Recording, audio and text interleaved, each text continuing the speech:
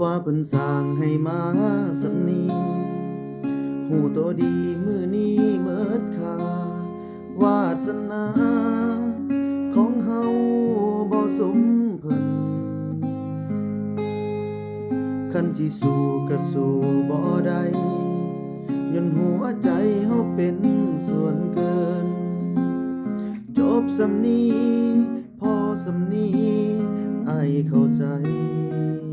ทุกสถานการณ์ยอมต้องยอมแล้วเฮาหูตัวดีว่าสู้เขาบ่ได้ก็ถอยออกมา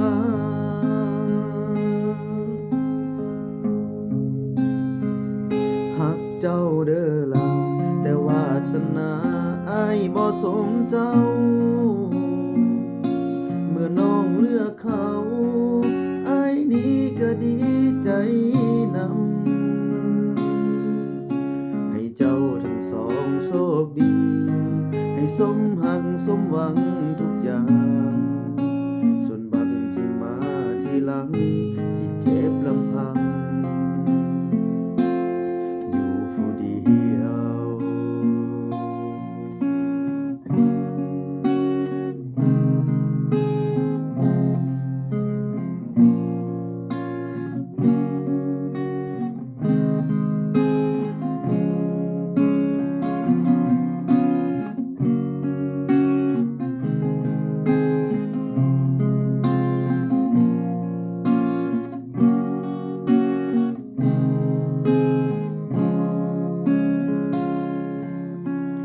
ยอม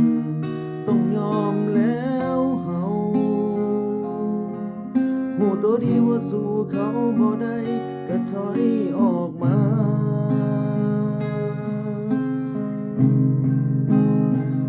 หักเจ้าเด้อล่ะแต่วาสนาอ้ายบ่สมเจ้าเมื่อน้องเลือกเขาอ้ายนี้ก็ดีใจนำให้เจ้าทั้งสองโชคดีให้สมหักสมหวังทุกอย่างส่วนบางที่มาทีหลัง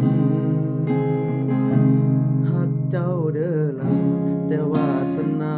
อ้ายบ่สมเจ้าเมื่อน้องเลือกเขาอ้ายนี้ก็ดีใจนำให้เจ้าทั้งสองโชคดีให้สมหักสมหวังทุกอย่าง